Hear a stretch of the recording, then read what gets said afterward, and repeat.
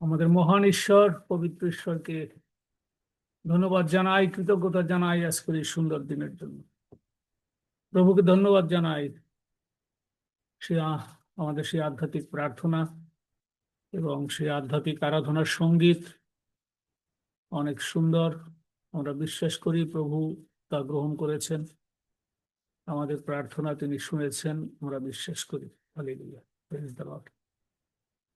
আমি রবার্ট বৈদ্য, আমি ভাঙ্গারহাটে আছি, গোপালগঞ্জ কোটালীপাড়াতে। এখানে আমার স্ত্রী রয়েছে, সন্তানরা দূরে আছে। এখানে থেকে প্রভুর পরিচর্যা করার চেষ্টা করছি। আজকে আমাকে আমন্ত্রণ জানার জন্য আমি কৃতজ্ঞতা জানাই, ধন্যবাদ জানাই। বছরের প্রথমে জানুয়ারি মাসে হয়তো প্রথমবারের মতন এবছর আমরা আমার পক্ষ থেকে আমি প্রভুর বাক্য আলোচনা করতে যাচ্ছি। আপনাদেরকে কৃতজ্ঞতা জানাই, ধন্যবাদ জানাই যে আপনারা আমাকে সুযোগ দিয়েছেন যেন আজকে প্রভুর বিষয় বলি। প্রভু আমাদের আরাধনা প্রার্থনা শুনেছেন, আমরা তা বিশ্বাস করি। হালেলুয়া, প্রভুর জয় হোক। আসুন আমরা যিশায়া পুস্তক থেকে আলোচনা করি। যিশায়া পুস্তক আমরা 42 অধ্যায়, চ্যাপ্টার 42, আইজায়া চ্যাপ্টার 42, সেখানে আমরা দেখব, সেখান থেকে কিছু অংশ আজকে আলোচনা করতে চাই। আমি পাঠ করছি। ওই দেখো আমার দাস, আমি তাহাকে ধারণ করি, তিনি আমার মনোনীত, আমার প্রাণ তাহাতে প্রীত, আমি তাহার উপরে আপন আত্মাকে স্থাপন করিলাম। তিনি জাতিগণের কাছে ন্যায় বিচার উপস্থিত করিবেন। আমেন। আমাদের মহান ঈশ্বর এতই মহান, এই সত্য ঈশ্বরকে খোঁজার জন্য পৃথিবীর হাজার হাজার ধর্ম আজকে তৈরি হয়েছে। মানুষের দ্বারা কত নিয়ম কানুন সৃষ্টি হয়েছে, কত পূজা আশ্রা, তারা কত রকমের উপাসনা তারা শুরু করেছে। কিন্তু সত্য ঈশ্বর অনেক বড়, অনেক মহৎ, এবং এর কোনো এর কোনো তুলনার কোনো বিষয় আমাদের কাছে নেই। অসীম, তিনি সর্ববিরাজিত, সবকিছু দেখতে পান, সবকিছু পরিচালনা করেন, সর্বসময় জীবন্ত, আদি থেকে অন্ত, বর্তমান সমস্ত সময় তিনি দেখেন। আর সেই ঈশ্বর সদাপ্রভু বলছে, আমি আমার দাস, ওই দেখো আমার দাস, আমি তাহাকে ধারণ করি। অর্থাৎ এখানে যীশু খ্রিস্টকে বলা হয়েছে যে যীশু খ্রিস্ট আসিতেছে, ইশুয়া, তিনি আসিতেছেন, যিনি ত্রাণকর্তা। যশোয়া নামের অর্থ ত্রাণকর্তা। তিনি আমার মনোনীত। প্রভু বলছে, আমি তাকে অ্যানয়েন্ট করেছি, I decided, I selected, and that's my plan. Hallelujah, বিশাল ঘটনা। আমার প্রাণ তাহাতে প্রীত। God also will be satisfied, মানে যে প্ল্যান করেছে তাতে তিনি প্রীত। আমি তাহার উপরে আপন আত্মাকে স্থাপন করিলাম। তার মানে কি? ঈশ্বর থেকে আমরা জানি যে, মানে এখানে যদি আমরা এইটুকুনি ব্যাখ্যা করি, দেখেন কি সুন্দর। এই যিশায়ার যদি 40 পদে চলে যায়, 10-এর পদ, দেখো প্রভু সদাপ্রভু পরাক্রমে আসিতেছেন, তাহার বাহু তাহার জন্য কর্তৃত্ব করে। তাহার বাহু মানে কি?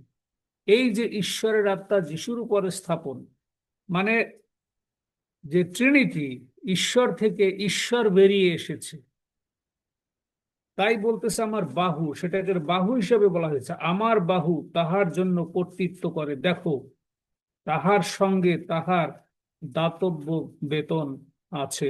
আমেন। তাহার অগ্রে তাহার দাতব্য পুরস্কার আছে। আমেন।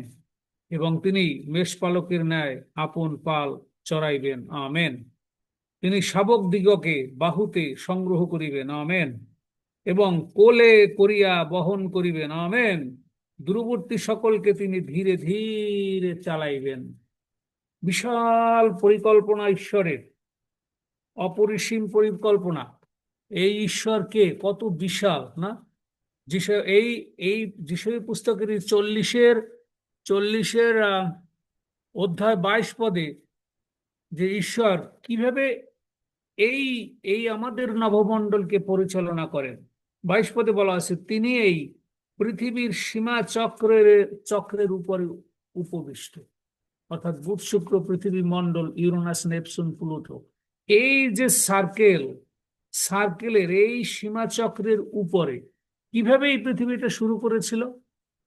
আমরা জানি প্রথম পৃথিবী ছিল, আদিপুস্তক 1 অধ্যায় 1 পদ, প্রথম পৃথিবী ছিল, তারপরে লুসিফারকে ফেলে দেওয়া হয়েছে, এটাকে বলা হয় হিব্রুতে সম্ভবত টফু বলা হয়, যে এইটাকে ভেঙে চুরে ফেললো, লুসিফারকে ফেলাবার জন্য অন্ধকার আসলো, এবং পরে সেই জলধির উপর আত্মা ছিল এবং ঈশ্বর আবার নতুন করে এই আদম হবার পৃথিবী সৃষ্টি করলেন এবং আদম হবাকে সেখানে রাখলেন। রাখার ফলে তিনি স্টার্ট করলেন কিভাবে। আমরা ইব্রিয় পুস্তকে দেখেছি তিনি সমস্ত বিশ্ব ব্রহ্মাণ্ড অদ্ভুত ভাবে সৃষ্টি করেছে, হালেলুয়া। এবং লুসিফার ঈশ্বরের সঙ্গে ছিলেন, আর সেই লুসিফারের মধ্যে গর্ব আসাতে তাকে ফেলে দেওয়া হলো, আর এই অন্ধকারের জন্ম হলো। কিন্তু পরিচালনাটা কিভাবে, এই সময়কাল কিন্তু পূর্বে ছিল না। এই যে অরবিট গুলি সমস্তগুলি সব ঠিকঠাক করে যখন ঈশ্বর এই সময়কে শুরু করলেন, সময় ছিল না, টাইম তৈরি হয়েছে, ঈশ্বর বললেন এখন সবকিছু মুভমেন্ট শুরু করো। পৃথিবীর চারিপাশে সূর্য ঘুরবে, বুধ শুক্র পৃথিবী মঙ্গল কিভাবে পরিচালিত হবে, স্টারগুলি কিভাবে এখানে মুভমেন্ট করবে, তিনি যখন স্টার্ট করলেন তখন ঘূর্ণন শুরু হইল, সময়কাল শুরু হইল। এই কিন্তু সময়কাল শুরু হইল, বিগিনিং এ কোনো সময় ছিল না, একটা সময়কাল এই বর্তমান পৃথিবীতে চলছে, আমরা সেই সময়কালের মধ্যে রয়েছি। আবার এই সময়কাল বিলীন হয়ে যাবে। আমরা দেখি আর একটু আগাই, তিনি চিৎকার করিবেন না, উচ্চ শব্দ করিবেন না, তার মানে যিশুর কোয়ালিটি গুলি পূর্ব থেকে এখানে জানিয়ে দেওয়া হয়েছে। 4 পদে দেখি, তিনি নিস্তেজ হইবেন না, নিরুৎসাহ হইবেন না, যে পর্যন্ত না পৃথিবীতে ন্যায় বিচার স্থাপন করেন। হালেলুয়া। তার মানে তিনি আসছেন ন্যায় বিচার করতে। প্রথম পদেই বলা হয়েছে জাতিগণের কাছে ন্যায় বিচার। জাতিগণ কারা? জিহুদি জাতি। এই যে ভাববাদীগণ জিহুদি জাতির মধ্য দিয়ে কাজ করেছে, জিহুদি জাতি হলো ঈশ্বরের মনোনীত জাতি, তাদের জন্য তার একটা পরিকল্পনা। তারপরে জাতিগণের বিচার করবে, মানে জাতিগণকে, জাতিগণ হলো জেন্টাইলস, অর্থাৎ আমরা পরজাতি যত আসি, যিশু আসবেন এবং এখান থেকে এই পরিত্রাণ ছেড়ে দেবেন। যারা পরিত্রাণ নিবেন শুধু তারাই উপরে যেতে পারবে, অন্যরা যেতে পারবে না। এবং তিনি সাংঘাতিক বিচার করবেন, সাংঘাতিক বিচার করবেন, সেটা এখানে বলা হয়েছে।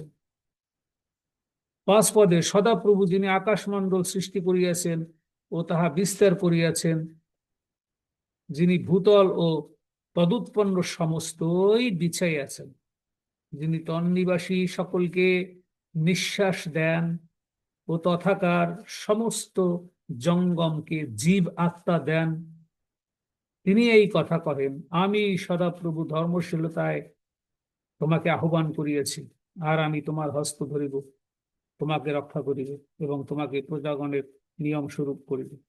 এবং 7 পদে, তুমি অন্ধদিগকে চক্ষু দিবে, তুমি কারাকূপ হইতে তাদেরকে রক্ষা করবে।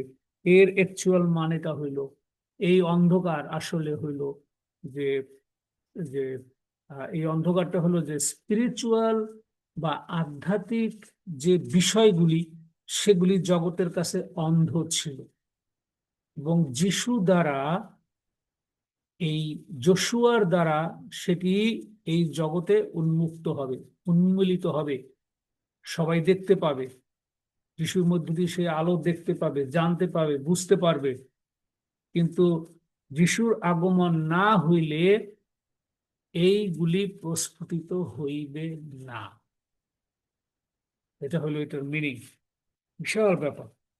তারপরে দেখেন শেষে এসে বলছে 9 পদে, দেখো পূর্বকার বিষয় সকল সিদ্ধ হইল, আর আমি নতুন নতুন ঘটনা জ্ঞাত করি। দেখো পূর্বকার বিষয় সকল সিদ্ধ হইল মানে কি? এতদিনের যে পরিকল্পনা ছিল পুরাতন থেকে, আদম হওয়া থেকে, সেগুলি বাস্তবায়িত হবে এবং হয়ে গেছে। কিন্তু নতুন যেটা আসতেছে, যে যিশু যে আধ্যাত্মিক জগৎ উন্মিলন করবেন, দেখতে দিবেন, সেটি এখনো আসে নাই, সেটি আসবে। এবং পূর্ব থেকেই বলা হয়েছে যে আর আমি নূতন নূতন ঘটনা জ্ঞাত করি, অঙ্কুরিত হইবার পূর্বে তোমাদিগকে তাহা জানাই। মানে যিশুর পরিকল্পনাটা বা ঈশ্বরের পরিকল্পনা, যে ঈশ্বরের বাহুই হলো যিশু খ্রিস্ট, এবং ঈশ্বর আত্মাই যিশুকে অভিষিক্ত করেছে, আবার তার উপরে তিনি তার আত্মাকে স্থাপন করেছেন। তার মানে একের ভিতরে তিন, আবার তিনের মধ্যে এক, পিতা পুত্র পবিত্র আত্মা। ঈশ্বর আত্মা, যিশু পুত্র আত্মা, তার মানে বাক্য, বাক্য মাংসে মূর্তিমান হইলেন, এবং পবিত্র আত্মা যিনি সারা বিশ্বকে এখন পরিচালনা দিচ্ছে। তিনে মিলে এক ঈশ্বর এলোহিম, এক বচনে এলোহিম, বহু বচনেও এলোহিম ঈশ্বর, আদিতে ঈশ্বর এলোহিম। তো তার যে এই যে বিশাল পরিকল্পনা, কে বুঝবে এগুলি? কোন মানুষ সেগুলি বুঝবে? প্রত্যেকটি মানুষ অন্ধ, এবং যিশুকে ধারণ না করলে তার ভিতরে সে আধ্যাত্মিক দৃষ্টি কোনোভাবেই খুলবে না, খোলার কোনো সুযোগ নাই। স্পিরিচুয়াল ব্লাইন্ডনেস ছিল, সেটাকে তিনি ওপেন করবে। সে ওপেনটা আবার কেমন? দেখেন, আমরা হয়তো লোকলিখিত সুসমাচারে গিয়ে আমরা হয়তো যিশু 5,000 লোককে খাইয়েছি, কিন্তু সাধু দাউদ 147 গীতে, 145 গীতের 16তে বলেছে যে ইউ ওপেন ইউর হ্যান্ড। 5,000 লোককে বিশাল সমাবেশে এত বড় লেকচার দেওয়ার পরে সবাই ক্ষুধার্ত। কিসের ক্ষুধা? সবই জাগতিক ক্ষুধা ছিল। এবং এই জন্য যিশু তার বলছে ইউ ওপেন ইউর হ্যান্ড। স্বর্গ থেকে দাবি করার পরে রুটি এবং মাছে 12 ডালা পরিপূর্ণ হলো। এটা কি শুধুই একটা গল্প আর উপমা? এটা যীশু খ্রিস্ট দ্বারা সবকিছু ওপেন হবে। অর্থাৎ স্পিরিচুয়াল ব্লাইন্ডনেস থেকে স্পিরিচুয়াল রাইডাসনেস ওপেন হবে শুধুমাত্র এই যশোয়ার দ্বারা। যশোয়া আমাদের ত্রাণকর্তা প্রভু যীশু খ্রিস্ট, তার দ্বারা। এবং এই 5,000 লোকের অনেক ব্যাখ্যা আছে। এটা তো একটা ছোট্ট অংশ হলো এরকম, সবাই যে এই 3 দিনের না খাওয়া, যিশুর কথা শুনতে শুনতে যে মানুষ ক্ষুধার্ত হয়ে এখন তাদের সেই শক্তি নাই যে হেঁটে ঘর পর্যন্ত যাবে, কিন্তু ঈশ্বর তাদেরকে খাওয়ালেন। তাদের অন্তর্দৃষ্টি, স্পিরিচুয়াল ব্লাইন্ডনেসটাকে ওপেন করে দিল। যারা সত্যিকার ভাবে সেই জায়গায় দেখতে পেয়েছে যে হায় হায়, এই কি ব্যাপার, কি অলৌকিক বিষয় রে ভাই, এতগুলি খাবার উপর থেকে সে আনলো কিভাবে? তার মানে তিনি যে সত্য ঈশ্বর, তার উপরে যে ঈশ্বরের আত্মা অধিষ্ঠিত এবং তিনি যে অভিষিক্ত, সেটি তাদের কাছে প্রকাশ করেছেন। এবং একইভাবে যারা সেখানে আসার জন্য ক্ষুধার্ত ছিল, যে সে বাক্য শুনবে, এসে তারা জাগতিকভাবেও ক্ষুধার্ত হয়েছে, সেই জাগতিক ক্ষুধাও তাদের মিটল। এবং আধ্যাত্মিক দৃষ্টি তাদের খুলে গেল। যারা অপেক্ষায় ছিল তারা যিশুকে দেখতে পেল, যারা অপেক্ষায় ছিল তারা ক্ষুধা নিবারণ করলো। কিন্তু এখানে আরেকটি অপেক্ষা আছে, যে যারা আধ্যাত্মিকভাবে ক্ষুধার্ত তারাই শুধুমাত্র আধ্যাত্মিকভাবে স্যাটিসফাইড হবে, পরিপূর্ণ হবে। আধ্যাত্মিক ক্ষুধা যার নেই সে কখনোই পরিত্রাণ পাবে না। আধ্যাত্মিক ক্ষুধাই তাকে সাহায্য করবে ঈশ্বরের কাছে আসতে এবং যিশুর আলো দেখতে।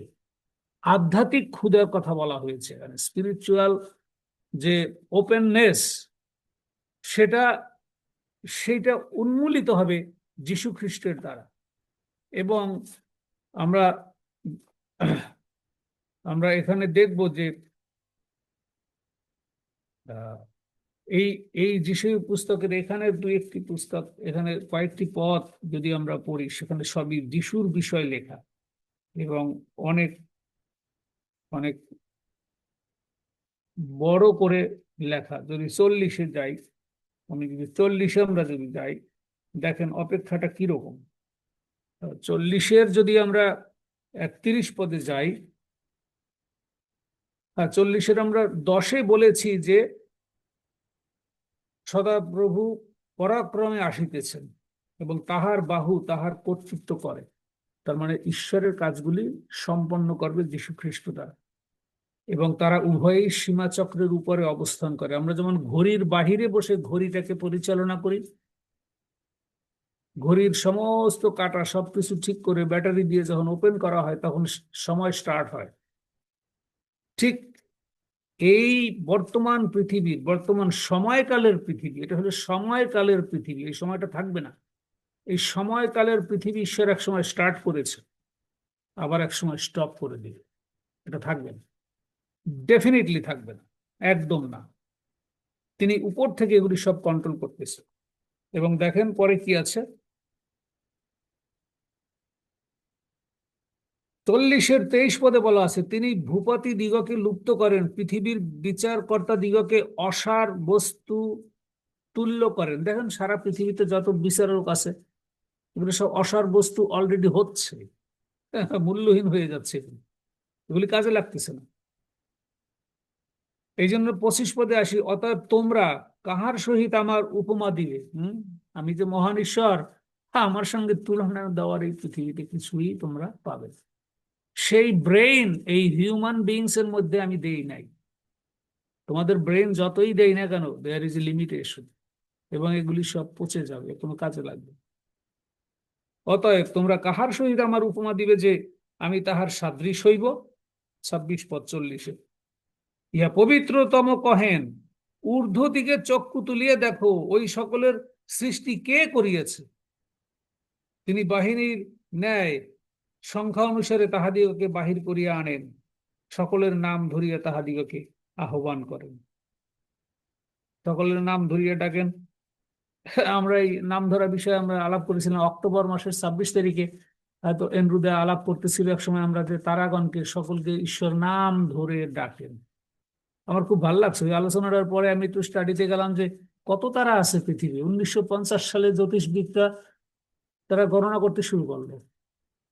তারা চিন্তা করতে লাগলো কত স্টার, কত কত তারকা রাজি, কত গ্রহ উপগ্রহ ঈশ্বর সৃষ্টি করেছে। তারা একটা নাম্বার বের করেছে, সেটাকে বলা হয় কি বলা হয়, সেটাকে বলা হয় সেক্সটিলিয়ন। সেক্সটিলিয়ন স্টার্স কত? 40 সেক্সটিলিয়ন।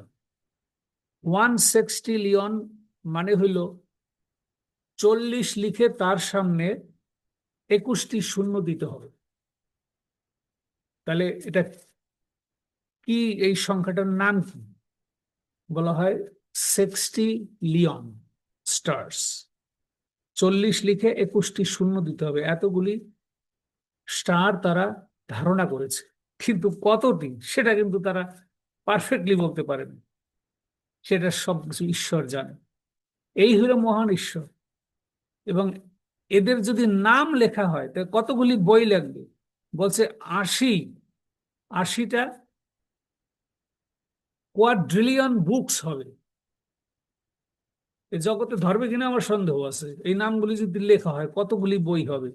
তার মানে 80 লেখে তার সামনে 24টি শূন্য দিতে হবে, তাইলে যে সংখ্যা হয় সেটাকে বলা হয় কোয়াড্রিলিয়ন। কোয়াড্রিলিয়ন, 80 কোয়াড্রিলিয়ন বুকস হবে। তো দ্যাটস দ্য গড, যে হিউম্যান ব্রেন, এটা এটা জ্যোতিষবিদরা, ওই সময়ের জ্ঞানী লোকরা 1950 সালের, তারা এই ধারণা দিয়েছে, কিন্তু সঠিকটা তারাও জানে না, জানে ঈশ্বর। তাহলে এই মহান ঈশ্বরের কি পরিকল্পনা আছে? এই যে আমাদের 6000 বছর পৃথিবী যে অরবিট, যেটা টাইম লাইনের মধ্যে আছে, আমরা প্রত্যেকদিন দিন গণনা, মাস গণনা, বছর গণনা, আজকে পহেলা বছর, সেটা ইংরেজি ক্যালেন্ডার অনুসারে, এবং আরো অনেক ক্যালেন্ডার ছিল আগে, জিউস ক্যালেন্ডার ভিন্ন, কিন্তু আমরা বলেছি জানুয়ারি থেকে আমরা ইংরেজি ক্যালেন্ডার, বাংলা হয়তো আমরা বলি কি জানি চৈত্র, বৈশাখ, বৈশাখ মাস, বৈশাখ মাস। কিন্তু আমাদের যে দিনটা আমরা, আজকেই তো আমার একটা বছরের শুরু, তাই না? আজকে জানুয়ারির 5 তারিখ, আগামী জানুয়ারির 5 তারিখ, সেটা তো একটা বছর। সুতরাং সেইভাবে ভ্যালু করে আমাদের খুব একটা অত লাভ নাই, আমরা এই আনন্দ উৎসব করতেছি, ওতে ওটা ওটা কোনো বড় বিষয় নয়। বড় বিষয়টি হচ্ছে প্রতিদিনটাই আমাদের জন্য একটা উপহার, যে এখনো আমরা ঈশ্বরের এই পৃথিবীর সৃষ্টি আমরা দেখছি, এবং সেই নভমণ্ডলে আমরা এখনো যাই নাই। নতুন স্বর্গ, নতুন পৃথিবী আসতেছে, সেখানে যখন যাব, যখন আমরা ঈশ্বরকে সম্মুখাসম্মুখী দেখব, তখন না বুঝবো যে আসলে ঈশ্বর যীশু খ্রিস্ট কে, সেই মহান ঈশ্বর যার যার অপেক্ষায় আমরা আছি, তাকে আমরা তখন দেখতে পাবো। এখন আমরা দেখতে পারবো না। সেই 40-এই লেখা আছে যে এই যে মহান ঈশ্বর, 28 পদে, তুমি কি জ্ঞাত হও নাই, তুমি কি শুনো নাই, অনাদি অনাদি অনন্ত ঈশ্বর সদাপ্রভু, পৃথিবীর প্রান্ত সকলের সৃষ্টিকর্তা, ক্লান্ত হন না, শ্রান্ত হন না, তাহার বুদ্ধির অনুসন্ধান করা যায় না। হে জ্যোতিষ বিজ্ঞানীগণ, পৃথিবী যতই তুমি পণ্ডিত হও, কিন্তু তোমার পক্ষে ঈশ্বরের সুবুদ্ধির অনুসন্ধান করা সম্ভব নয়। তিনি ক্লান্ত ব্যক্তিকে শক্তি দেন ও শক্তিহীন লোকদের বল বৃদ্ধি করেন। তরুণেরা ক্লান্ত ও শ্রান্ত হয়, যুবকরা স্থলিত স্থলিত হয়, কিন্তু যাহারা সদাপ্রভুর অপেক্ষা করে, তাহারা উত্তর উত্তর নতুন শক্তি পাইবে। কখন পাইবে? যাহারা সদাপ্রভুর অপেক্ষা করে, তাহারা নতুন শক্তি পাইবে। 5000 লোককে খাওয়াইছে, সেখানে সেই অপেক্ষায় তারা ছিল, তাদের ওপেন হয়েছে, তারা দেখতে পেয়েছে ঈশ্বরের মহা অনুগ্রহ এবং আশ্চর্য কাজ কি, সেটা তারা স্বচক্ষে দেখেছে। এখানে বলা হয়েছে উত্তর উত্তর নতুন শক্তি পেয়ে তারা ঈগল পক্ষীর ন্যায় পক্ষ সহকারে ঊর্ধ্বে উঠিবে। Amen, that's the rapture. 40-এর 30 পদ, এইটা হইল প্রকৃত র্যাপচার। তাহারা ঈগল পক্ষীর ন্যায় পক্ষ সহকারে ঊর্ধ্বে উঠিবে, তাহারা দৌড়াইলে শ্রান্ত হইবে না, তাহারা গমন করিলে ক্লান্ত হইবে না। সমস্ত ইউনিভার্সের দরজা খুলে যাবে, সমস্ত আধ্যাত্মিক বিষয়গুলি স্পষ্ট হবে, ঈশ্বরকে দেখা যাবে, ঈশ্বরের রাজ্যে ঢোকা যাবে, এবং এই পৃথিবীর জন্ম নেওয়ার সার্থকতা তখন হবে। যদি ঈগল পক্ষীর ন্যায় সেই র্যাপচারে উপরে উঠতে না পারি, তাহলে সবই বৃথা, বৃথা, বৃথা। যত জাগতিক জ্ঞান, বুদ্ধি, পাণ্ডিত্য, এর কোনো মূল্য এই নাই। এগুলি শুধু আমাদের ছোট্ট ছোট্ট গর্ব, অহংকার, হিংসা, এর মধ্যে সীমাবদ্ধ। এগুলি সব বিলীন হয়ে যাবে, সম্পূর্ণ বিলীন হয়ে যাবে। সুতরাং বন্ধুগণ, আমি এটাই বলতে চাই যে এখন যাহা নূতন, সেটা এক সময় আর, আমরা 42-এর 9 পত্র যাই, ওই দেখো পূর্বকার বিষয় সকল সিদ্ধ হইল, অর্থাৎ পূর্বের বিষয় সিদ্ধ হয়েছে, বর্তমান নতুন যে বিষয় আসতেছে সেটা আমাদের কাছে দেওয়া হয়েছে। যিশু প্রথমবারের মতন এসেছিলেন, দ্বিতীয়বার তিনি আবার র্যাপচারে আসবেন, এবং শেষবারের মতন পৃথিবীর পুনঃস্থাপন এবং নতুন এবং প্রকাশিত বাক্যের যে শত্রু, যে বিচার করতে আসবেন, তিনি বিচার করতে আসবেন। এবং দেখেন 42:17 লেখা আছে, যাহারা খোদিত প্রতিমার উপরে নির্ভর করে, যাহারা ছাঁচে ঢালা প্রতিমাকে বলে তোমরা আমাদের দেবতা, তাহাদিগকে ফিরাইয়া দেওয়া যাইবে, তাহারা নিতান্ত লজ্জিত হইবে, সেইম। এবং যখন একবার গিয়ে পতিত হবে, নরকে পড়বে, তখন ওই ধনী ব্যক্তির মতন তারা দেখতে পারবে সেই ঈশ্বরের, এমন ভাবে সাজাবে ঈশ্বর যে নরক থেকে দেখা যাবে যে স্বর্গীয় সুখ কি, এবং আমরা কোথায় অনন্তকাল নরকে পড়ে আছি, আর কোনো সুযোগ থাকবে না। স্বর্গদূতদের যেমন ক্ষমা চাওয়ার কোনো সুযোগ নাই, যারা পতিত হয়েছ তাদের জন্য ওই নরক তৈরি করা হয়েছে, তারা কোনোভাবে আর ক্ষমা পাইল না। লুসিফারের সঙ্গে যারা গেছে তারা আর ক্ষমা পাইল না। কিন্তু মানব জাতির বিশাল সুযোগ, এই পরজাতি, তোমার জন্য পরিত্রাণ ঢেলে দেওয়া হয়েছে। এই 2000 বছর প্রায় শেষ হয়ে যাচ্ছে, সময় অতি অল্প। মারানাথা, হি ইজ কামিং সুন। সুতরাং আমাদের জাগতিক এই অলিকতা, এগুলো 2 দিন পরে ছাই হয়ে যাবে, ভস্ম হয়ে যাবে। এবং যারা র্যাপচারে যেতে না পারবে, তাদের সমস্ত জাগতিক চিন্তা একদম পোড়াইয়া, ছাই বানাইয়া, গোলাইয়া ঈশ্বর নরকের মধ্যে ঢুকাবে। ঈশ্বরের বিষয়গুলি বোঝার চেষ্টা করি। প্রভুকে ধন্যবাদ। যারা বুঝতে পারছে তাদের জন্য আমরা সেই আনন্দ করি যে ঈশ্বর সেই প্রজ্ঞা দিয়েছে, তারা সেই স্পিরিচুয়াল হাংরিনেস তাদের ভিতরে আছে, তাদের ভিতর, যাদের ভিতরে ক্ষুধা আছে, হ্যাঁ প্রভু জানতে চাই, যাইতে চাই, দেখতে চাই, বুঝতে চাই, শুনতে চাই, স্পর্শ করতে চাই। I am waiting for you, I am waiting for you. সেই দেখতে পাবে, সেই বুঝতে পারবে, তারই জন্ম সার্থক হবে। যা ঈগল পক্ষীর ন্যায় এই সমস্ত নশ্বর পৃথিবী থেকে যিশু আগেই তুলে নেবে, তারপরে এটাকে পুড়িয়ে একদম নিশ্চিহ্ন করে দেবে। এবং প্রথম বিষয় সিদ্ধ হইল, দ্বিতীয় পরিকল্পনাও সিদ্ধ হবে এভাবে। এবং প্রথম বিষয় কারো স্মরণে নাই, এই বিষয়গুলিও কারো স্মরণে থাকবে। Sorry, nobody can remember it. Past, it will be past. Finish. A new world is coming. যেটা যিশু বলছে আমি স্থান প্রস্তুত করতেছি, সেটা এত সহজ ভাষা নয়। ম্যানশন, ম্যানশন যেটা যেটা রাজবাড়ি, সেই রাজবাড়িটাই স্বর্গপুরী, সেইটাই নতুন পৃথিবী, সেটাই আমাদের জন্য আসিতেছে। We are waiting for him. যারা আজকে অপেক্ষায় আছে, ধন্য তাহারা। ঈশ্বর সকলকে আশীর্বাদ করুন। আমরা যেন সেই অপেক্ষায় থাকি, সেই আনন্দে থাকি। আমরা অপেক্ষায় থাকার শক্তি আমরা পেয়েছি। যিশু সকলকে আশীর্বাদ করুন। যশোয়া, ঈশ্বর, এলোহিম, ঈশ্বর, যিনি পৃথিবীর সৃষ্টিকর্তা, তার পরিকল্পনা সাধিত হবে এবং শয়তান চিরকালের জন্য বিনষ্ট, বন্দী, অন্ধ এবং অগ্নিহ্রদের মধ্যে পড়ে থাকবে। ঈশ্বর আমাদের সকলকে আশীর্বাদ করুন। ঈশ্বরের মহা আনন্দে আমরা জীবন কাটাই, যতদিন থাকি যেন তার প্রশংসা, গৌরব, মহিমা আমাদের দ্বারা সাধিত হয়। Amen. Hallelujah. Praise God. God bless you all. Hallelujah.